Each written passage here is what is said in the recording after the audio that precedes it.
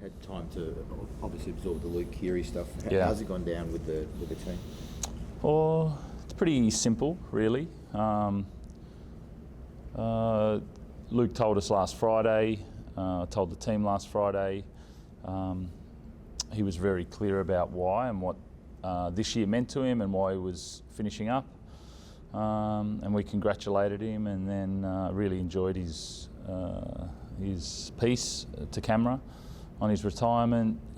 Very clear, and then let's celebrate him leaving at the end of the year, and let's go and have a great year with him. You've got a lot going.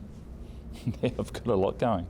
Yeah, there's a fair bit of movement, but that's also, you can look at it as a negative, but it's also a celebration of those guys. We've had an era with some of those guys that are leaving, and going to make the most of the rest of the season with them. Is it motivation, or I know you're motivated anyway, but is that actual motivation? Yeah, it is. You want to spend every last minute with these guys. You enjoy spending time with them, and you want to make the most of it. And you want to, it's why we have farewells on when people go overseas or go away. We want to celebrate what they've done. So there's no different to us. We want to celebrate this year and celebrate those guys that have done a lot for our club. Did Luke quit because of concussion worries? Was that the reason? Was it a health thing? No, I don't think it was at all. I think it was time. It's really hard to know when that time is. Nearly everybody's gone through it, and then sometimes you wake up one day and that thought comes into your head. You might think, I'm done. He's never mentioned concussion, and then he sat on it for a few months, as far as I know, and then he was really clear. It wasn't a rash decision. It wasn't because of an incident. He just felt like his time in rugby league was done at the end of this year. $4 million to spend for next year. Can you spend it? Have you got some targets? Yeah, I think that's a little bit over-exaggerated, as always is in both ways when it comes to the Roosters. We've obviously been developing some younger guys for a long period of time that keep developing through on their contracts as well. So, we've got some targets there that we are looking at, but at this time of the year in Luke's position, it's difficult. Sandon Smith's there. We really believe in him. And then we've got a really young crop of halves that are coming through, but we're probably a third spot short. Do you see Sandon Smith and Sam Walker as your long-term halves pairing? Yeah, I see them developing through.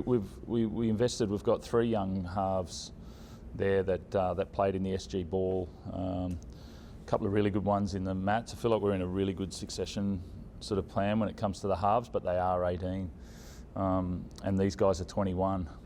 So it's quite young, and that Luke was our 30-year-old to help steer the ship with Teddy, and so that gets thrown out a little bit as far as age, but as far as belief in those guys is really high. So ideally, in an ideal world, do you go and sign a guy for a lot more experience just to get you through the next year or two, say him and Sam, and then Sam take over long term? Or? That would be ideal if the player's right. If it's not, then we're not going to put someone in front of Sandon that's not of high quality. If we think someone is really experienced and can do that, but we are in May, and for next year, that's most of the time they're all signed, so that's difficult there. But we also really believe in Sandon, so if we have to go young and develop them through next year, then we will. There's a guy across the road who is now available to all the clubs, but does he sort of fit into the same age category and therefore doesn't give you the experience you should? Yeah, really good player, but similar position to those two as well. And so, that doesn't really sort of line up as much, even though, he is an NRL player. Do you sort of feel like you might have not a battle on your hands, but like there might be a challenge to keep Sam Walker around? Because, there are clubs that are looking for young halves. The Broncos are going to have Adam Reynolds retire up there eventually. It's been muted, they'll throw a bit of money at him. How do you sort of see it? There's always challenge to keep good players. I think that's always the case. But I think Sam's been quite open. We've been quite open. We've been on a path there for 4 years with Sam. We've been very clear about him being our long-term half and developing into that. And that plan hasn't changed for us, and as far as I know, it hasn't changed for Sam. So, yeah, that's always going to be the case, but we're going to keep going on that plan that we've got. So your X factor, I mean, like all teams have this X factor. Is Sam Walker that for you? Yeah, I think we saw that pretty clearly last weekend. He is that X factor, as well as a couple of other guys there that can do things. Joey Manu is obviously that for us as well. Teddy at different times. But Sam does play out of the box. He does play things that other players don't see, and that's that causes indecision in the opposition, which is a benefit for us. Does it ever cause headaches for a coach? Or? No, not when he sets up 5 tries.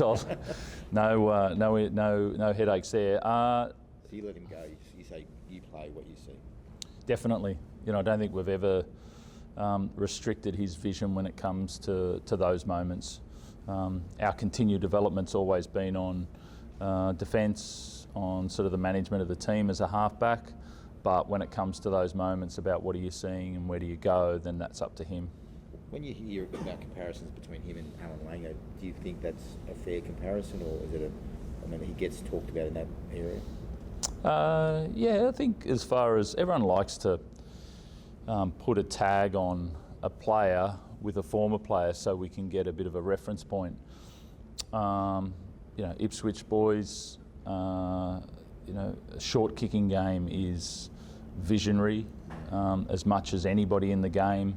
So I think that's fair. I think the game's really different now.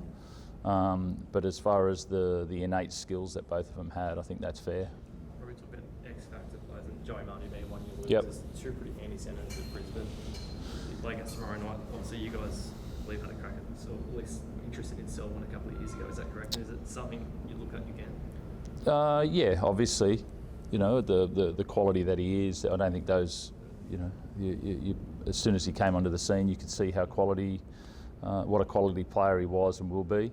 That hasn't come up in discussions. I don't even know when they're off or, when that comes up. So, that's not on the radar at the moment. But, always sort of looking at the high quality players. I know his ability to play a few different positions is key.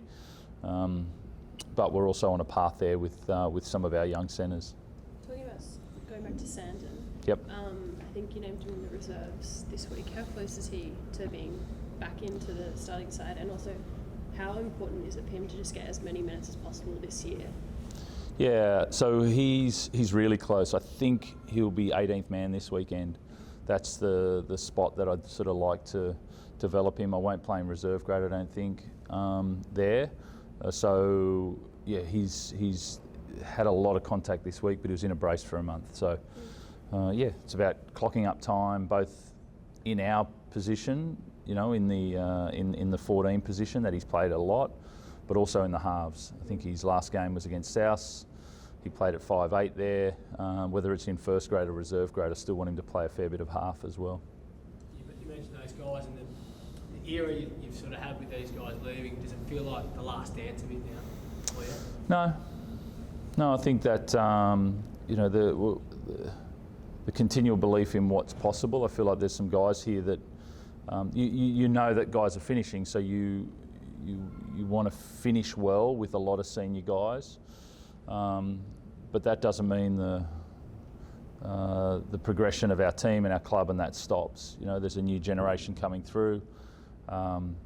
You have to acknowledge the guys that are going to leave and the energy that they bring to our team, but that leaves space for other guys to go through. We're not looking to pull up stumps at the end of this year. We want to keep pushing forward, but there is a really clear focus for this year. I was going to say, Joe Maria-Hargraves to another milestone. Are you done celebrating him at the moment for this year? We are for this weekend because he's not playing. So he was going to celebrate his 300 games for the Roosters, which is our highest honour. As we say, it's sort of you get a gold rooster and to do that, but that won't be tomorrow night, so we'll have to save it another week. Old man's injury. Yes, so you can guess.